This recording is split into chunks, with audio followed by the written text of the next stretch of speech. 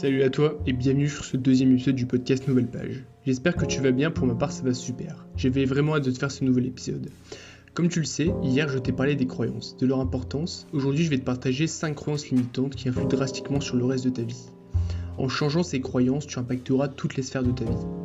Est-ce que tu es prêt à tourner une nouvelle page de livre de ta vie ? Alors c'est parti.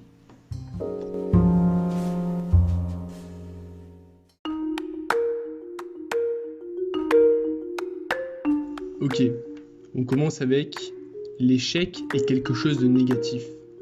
Oui, je commence avec une croyance simple, mais qui a bien plus d'impact que l'on croit.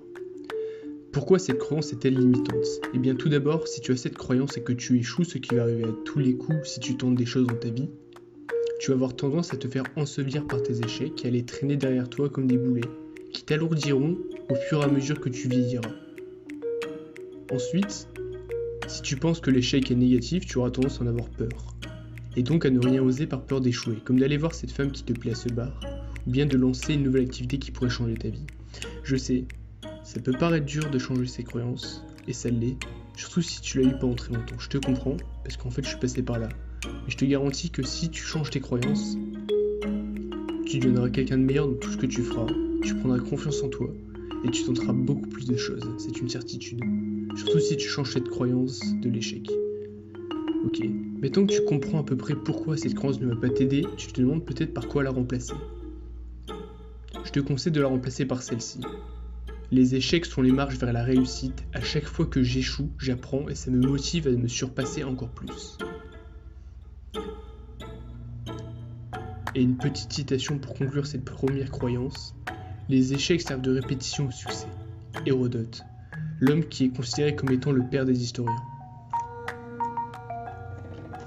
Passons à la deuxième croyance.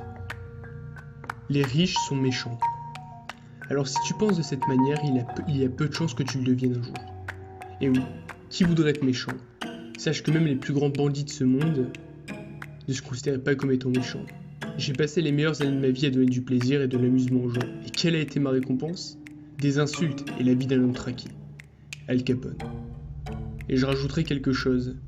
Sache que la richesse n'influe en rien sur ton caractère profond. Et tout ce que ça fait, c'est l'amplifier. Si tu es bon, tu le seras juste encore plus. Si tu es mauvais, attention entre parenthèses, selon moi, personne n'est mauvais. Personne n'est intrinsèquement mauvais. Mais ça, du coup, ça sera pour un autre podcast. Mais du coup, si tu es mauvais, entre parenthèses, la richesse amplifiera juste ça en fait. Un peu comme l'alcool. Un bon état d'esprit à adopter selon moi est que les riches sont juste des êtres humains. Il ne sert à rien de les mettre dans une case, ils ne sont ni bons ni mauvais, ce sont juste des gens normaux. La seule différence entre quelqu'un de riche ou de pauvre, ce sont les informations dans sa tête et les compétences qu'ils ont réussi à développer au fur et à mesure. Donc ne pense pas que les riches soient mauvais, il y a bien plus de chances que tu le deviennes un jour si c'est ton objectif. Troisième croyance. La colère, la tristesse ou la culpabilité sont des émotions négatives. Pour traiter le sujet des émotions, je pense faire un podcast séparé. D'ailleurs, n'hésite pas à m'envoyer un message privé sur Instagram, sur le compte Nouvelle Page Podcast, si cela t'intéresse. Pour faire court, aucune émotion n'est négative, ce sont des signaux qui ont tous du sens et qui permettent d'avancer dans ta vie. Les rejeter ou les catégoriser comme étant positives ou négatives, c'est rejeter une partie de soi. Je t'expliquerai comment gérer tes émotions d'une manière saine dans un prochain podcast. À la place, tu peux choisir de te dire les croyances ne sont ni négatives ni positives, mais ce sont des signaux qui sont là pour toi et non contre toi. D'ailleurs, cette citation résume bien le sujet. Gérer ses émotions n'implique pas de les contrôler ni de les combattre, mais de les accueillir en tenant compte du message qu'elles véhiculent. Donc la prochaine fois que tu te sens en colère, au lieu de dire que tu ne dois pas être en colère, demande-toi pourquoi je suis en colère. La prochaine fois que tu es triste, dis-toi pourquoi je suis triste. Et catégorise pas ça comme étant négatif. Dis-toi juste quel est le signal, quel est le message que cette émotion veut me transmettre. Les émotions ont du sens, elles vont jamais là pour rien. D'accord. Quatrième croyance, je suis trop vieux pour faire ci ou ça. Bon là ça va être court, c'est faux. Tu n'es trop vieux pour rien, à part si vraiment tu as une impossibilité physique. Tu as toujours le pouvoir de transformer ta vie et d'aller de l'avant. Même si tu as 40 ans de galère derrière toi, tant que tu es en vie, tu peux toujours changer les choses. Je sais que ça peut être dur de dire ça si c'est un peu la manière que tu as de de te protéger entre guillemets. Je suis vieux donc c'est bon, je peux plus rien faire, non. Tant que physiquement c'est faisable, tu peux le faire. Je dis pas que ça va être facile, mais en tout cas, essaie de faire un pas après l'autre, un petit pas, pour changer les choses, peu importe l'âge que t'as. Et d'ailleurs, la méthode des petits pas, j'en parlerai certainement dans un autre podcast. 5e et dernière croyance.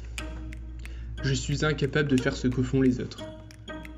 Quand tu regardes quelqu'un, tu te dis, ok, je suis incapable de faire ça, ah lui, c'est vraiment pas, je pourrais vraiment pas faire comme lui, c'est faux. Sache que tout ce qu'un humain a réussi à faire un jour, tu en es capable. Peut-être que tu ne deviendras pas Mohamed Ali demain, mais en t'inspirant des meilleurs de ce monde et en te disant que tu peux atteindre leur niveau avec du travail acharné, tu auras de grandes chances d'exceller dans tout ce que tu feras et te démarquer de la masse. Le problème de cette croyance, c'est qu'elle affecte tes compétences, ta curiosité et ta confiance en toi. À la place, tu pourrais te dire, tout ce qu'un humain a réalisé un jour, j'en suis capable moi aussi. Et même si, concrètement, il y a des trucs que tu ne pourras pas faire, en général, tu feras beaucoup plus de choses et tu seras bien meilleur dans tout ce que tu feras. En tout cas, bien meilleur que la majorité des gens, ça c'est sûr. C'est juste une histoire de mentalité. Et une citation pour finir. Aucun talent naturel ne l'emporte sur le travail acharné. Tu peux tout réaliser avec du travail acharné. Tout. Voilà. C'était la dernière. J'espère que ces 5 croyances limitantes t'ont plu. Si tu apprécies, n'hésite pas à mettre une review sur Apple Podcast. Et si tu veux un épisode 2 sur les croyances, n'hésite pas à venir en privé pour discuter de ça.